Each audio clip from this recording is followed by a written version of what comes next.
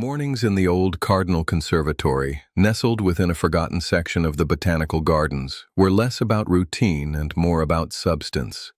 Rows of delicate fern fronds casting skeletal shadows across tile floors, the steady drip of condensation from terrariums, and an air that carried both moisture and memory. This was a place made for solitude, not noise. A space where even the smallest drop of dew seemed to weigh moments with pause. Among the living archives moved Ms. Celeste Harper, a black woman whose gentle footsteps stirred the quiet as though returning a forgotten breath to the air. She carried her watering can and moss shears with familiar grace, no grand gestures, just devotion. Her attire was simple, earth-toned scrubs that blended with the foliage, a faint name tag beneath the leaves of a fern, both plain and unwavering. Celeste had been there for years, tending to specimens no one remembered planting, reviving orchids long past their bloom, cataloging fallen petals with gestures too quiet to be noticed. To visitors, she was part of the sanctuary, neither conspicuous nor absent. To herself, she was the subtle heartbeat that made the conservatory live. Her routine began at the rear conservatory where vines curled silently, touching the glass with careful insistence.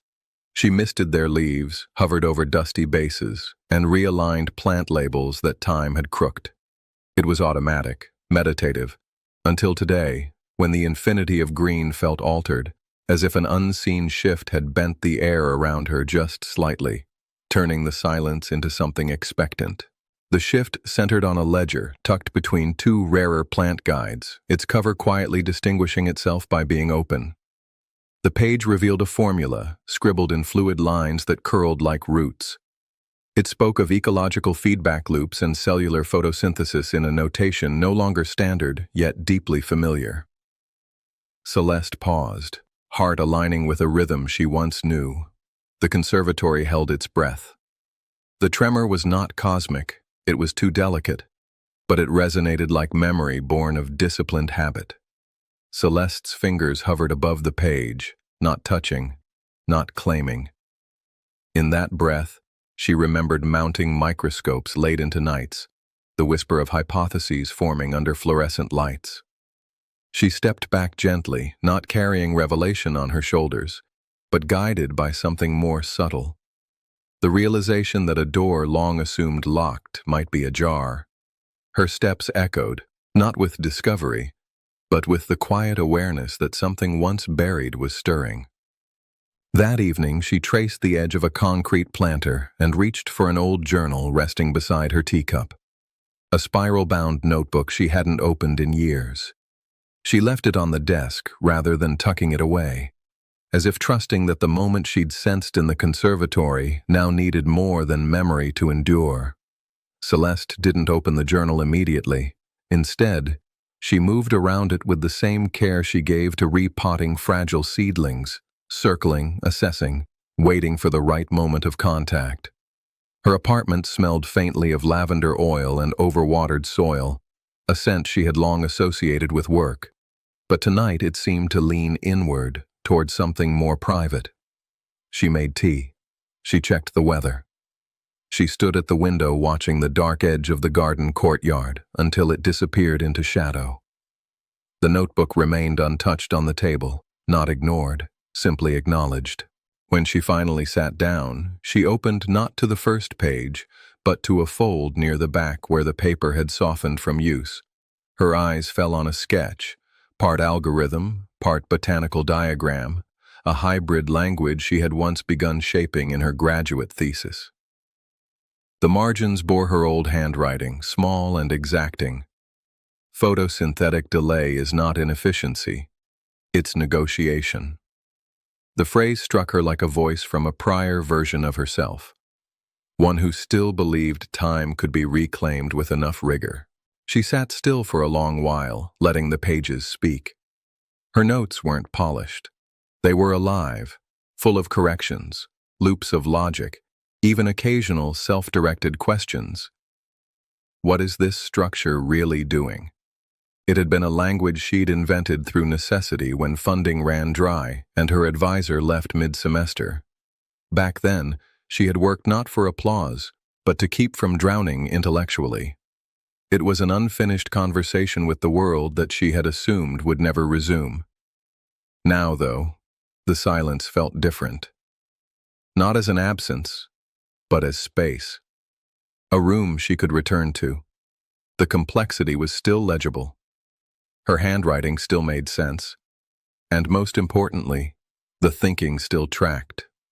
It didn't feel like something that had expired. It felt paused.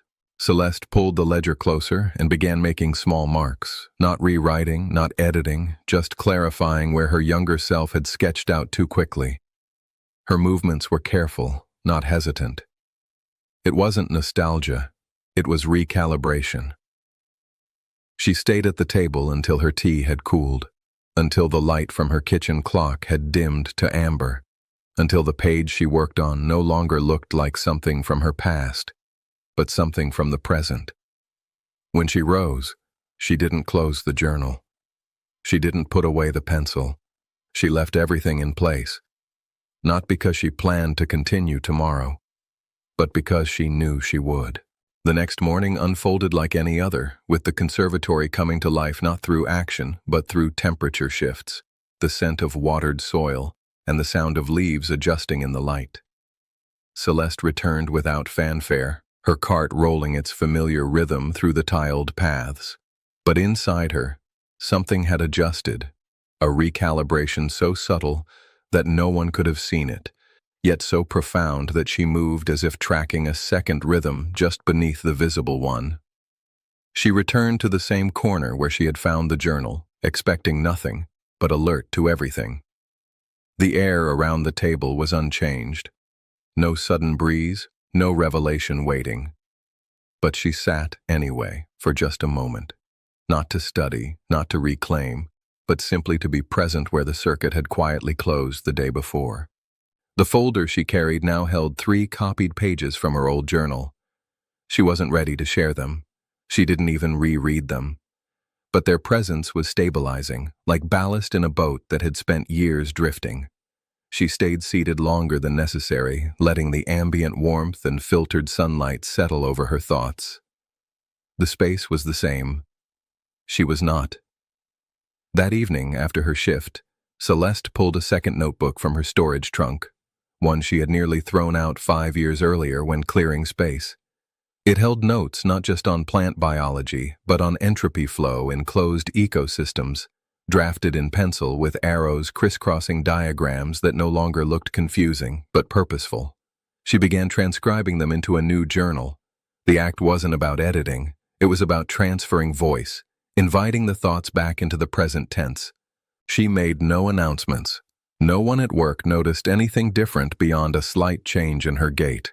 The way she now walked not with urgency, but with precision, as though each step was aligned with some internal schematic only she could see.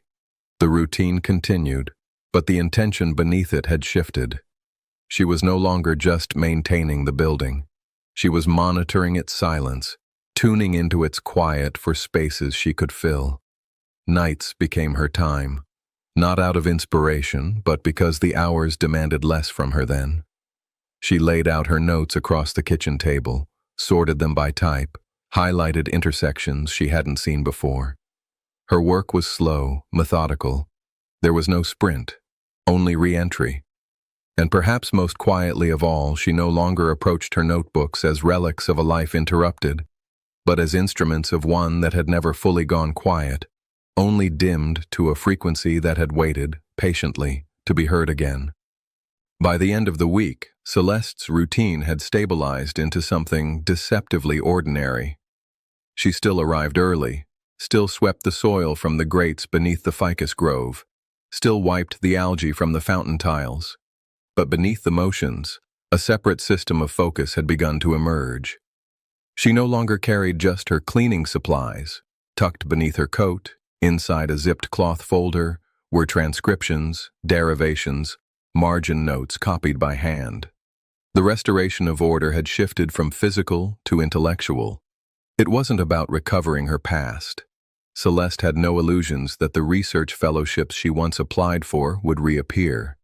Her graduate credentials had long expired, Her academic email address gone, and most of her former colleagues had moved on without ever wondering why she hadn't followed. The silence from that world had become ambient, expected, but it no longer felt like exile. It felt like permission. Her table at home now remained clear except for her growing line of notebooks, plain, soft-covered volumes, each labeled with quiet clarity. Re-entry, index, roots. She didn't try to force the pace. Some nights she only annotated old pages. Others, she drafted full diagrams, retracing systems she had once mapped in shorthand and now approached with renewed understanding. Her work deepened, not through urgency, but through sustained exposure, like sediment clarifying in still water. What began as transcription soon turned into exploration. A single footnote from an older entry triggered a series of derivations she had never completed. She followed them, not with ambition, but with discipline. Each line of logic opened another. Each question that once sat unanswered now became a hinge for something new. She returned to her old texts with less apprehension. The gaps in her memory were fewer than she feared. What surprised her most was how easily her mind stepped back into the geometry of it all, how quickly the symbolic language she once thought she'd lost became fluent again in her hands. Not through memory alone, but through motion, repetition, restoration. By late April, she had moved into synthesis. Her journals began to hold not just cleaned-up equations and marginalia, but full hypotheses, one of which echoed almost too clearly the correction she had spotted in the stray journal pages weeks earlier. That echo grew louder each time she revisited it, and soon it was not a correction, but a continuation, a line of logic she had once begun and was now watching unfold again, not from scratch, but from within. She hadn't told anyone. She didn't plan to. But she didn't hide either. She read openly during her breaks. She left her folder on her desk when she stepped away. And once, without thinking, she corrected a misfiled volume in the Institute's small physics library, reshelving it without a second thought. The moment passed unnoticed, but her clarity didn't. By early summer, the rhythm of Celeste's days had merged into something seamless, split between the practical and the theoretical, one part wiping glass and sweeping leaves, the other lost in layered notations, diagrams, and unspoken patterns that re-emerged more clearly with each quiet hour she reclaimed. She wasn't trying to split her life into compartments. Instead, she had woven it into a braid, work, thought, and silence held in equal tension, each strand giving strength to the next. It was during a late afternoon round, when the conservatory was nearly empty save for one student asleep under a palm and the rustle of misting systems cycling off, that she noticed something new. A folded slip of paper tucked beneath a book left askew on a windowsill. At first, she thought it was trash, but when she opened it, she saw a brief set of notes, 4 lines of vector manipulation, elegant but flawed. Celeste studied it quietly. Whoever had written this wasn't careless. They were close. Too close. She looked at the variable substitutions and saw herself again. Not literally, but thematically. It was a parallel effort, years later, following a path she had once blazed but never mapped. And for the first time since rediscovering her notebooks, she felt something unexpected. Responsibility. She returned home and spent the evening drafting a corrected version. Not a full rewrite, not a challenge, but a clarification. She included a single annotation. Try this symmetry instead. It's more stable near boundary conditions. No signature, no flourish, just clarity. The next morning, she slipped it back into the book and left it on the same windowsill. She didn't expect a response. But 3 days later, the book was gone, and in its place, folded neatly, was a new question. Thus began the quiet exchange. Notes passed weekly, sometimes daily, always unsigned, always specific.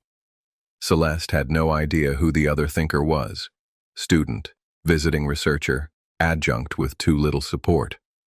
But the conversation had rhythm, rigor, and above all, respect. No one tried to claim authority. They simply built something together, like engineers repairing a machine in the dark with only touch and instinct to guide them. And while the institute remained indifferent, the hallway whisper had begun. Someone was solving things, not formally, not in labs, but in margins. The 5-line symmetry correction that had made its way into a recent faculty meeting had begun to circulate, with quiet awe and slight unease. No one knew where it came from, but it held. No one could disprove it, and worse, no one could improve it. Celeste, meanwhile, didn't alter her schedule. She kept showing up, same uniform, same cart, same unassuming movements. But now her thoughts moved ahead of her, planning, extrapolating, carrying forward a momentum she hadn't known she missed until it returned. She was no longer re-entering. She was moving forward, past where she'd once been.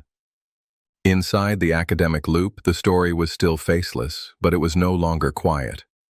In study groups, staff lounges, and late-night Slack threads, someone always circled back to the same question. Who left the solution? The mystery had a shape, but not a name. And like any anomaly in a tightly structured system, it began to cause small but accumulating tension. Faculty members who prided themselves on intellectual command now found themselves referencing a correction with no citation, only a whispered label. The glasshouse fix, in reference to where it first surfaced. A few senior researchers, whose specialties intersected with the equations now making the rounds, grew uneasy. Not because the work was flawed, it wasn't, but because they couldn't trace it. And in academia, what can't be cited becomes suspect. But they couldn't dismiss it either. The logic was clean. The implications were real. And the silence around its authorship had become louder than any defense.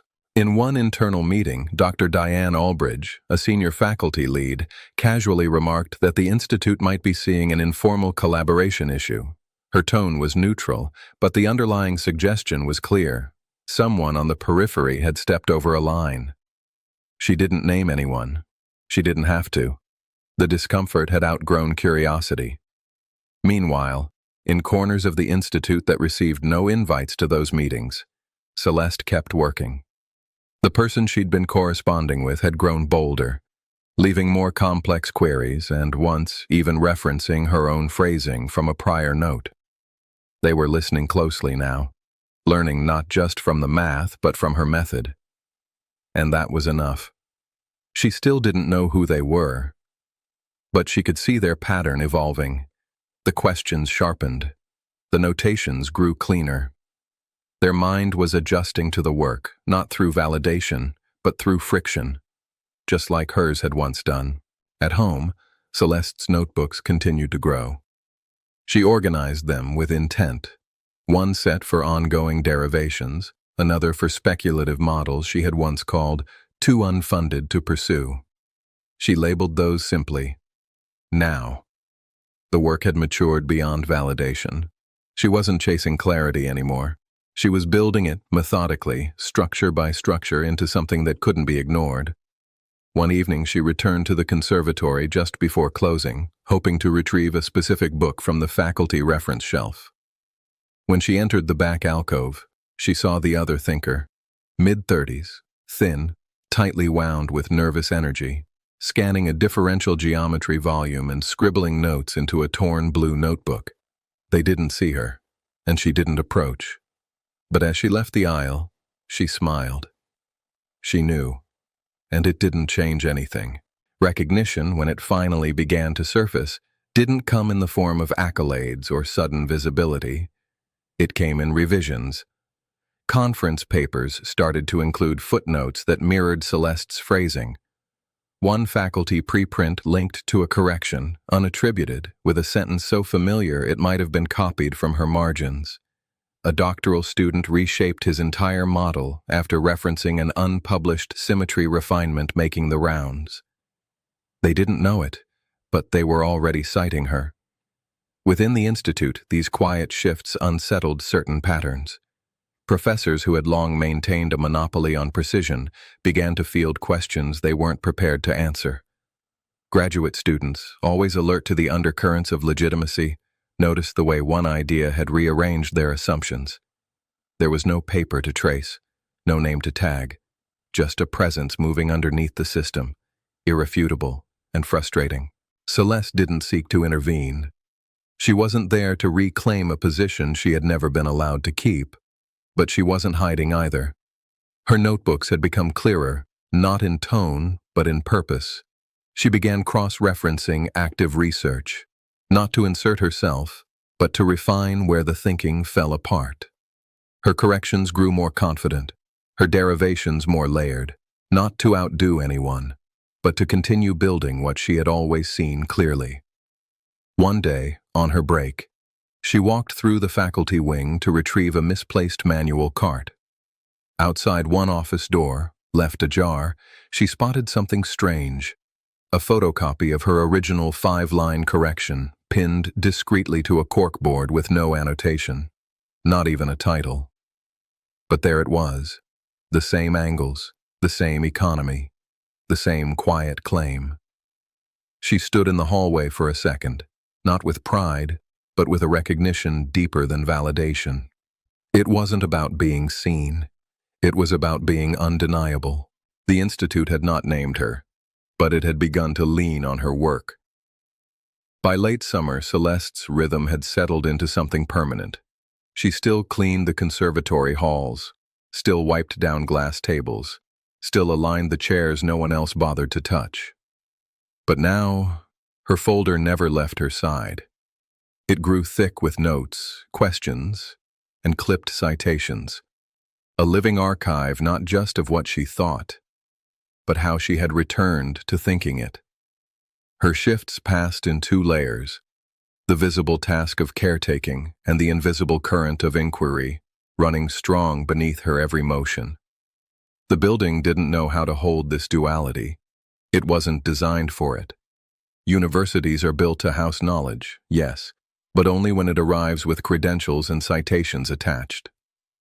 Celeste offered neither, and yet her ideas had begun to move through the system with the quiet force of something too true to be ignored. There was no invitation, no email, no formal ask, but the conservatory's lead researcher, Dr. Hamza Ibn Yusuf, began leaving a specific book on a side table near the physics wing each week, a different one every time. Always open to a chapter that intersected with the kind of work she had been refining. It was never acknowledged aloud, but it was understood. That was how her presence became unspoken curriculum. That was how she re-entered the discourse. She wasn't framed as a discovery. She wasn't labeled a mystery. She was treated, finally, as a reference, living, steady, and deeply necessary. What stayed with me most about Celeste's story wasn't the fact that her work finally found its way into circulation. It was how long she kept doing it before anyone noticed, and how steadily she kept doing it even after they did. She didn't frame her return as a triumph. She didn't ask for redemption. She simply chose to stay in conversation with her own clarity, quietly, consistently, and without waiting for permission. Her story, while fictional, reflects something painfully real. Not all intelligence is loud. Not all value is credentialed. And not all essential contributions begin with someone handing you a platform. Some of the sharpest, most rigorously structured thinking lives in the margins, built off hours, in quiet corners, under names you've never seen cited but whose impact is unmistakable. And I think there are more Celestes out there than we like to admit. Maybe at your workplace, maybe in your family, maybe inside of you. So if this story stayed with you, if it stirred something quiet and clear, share it.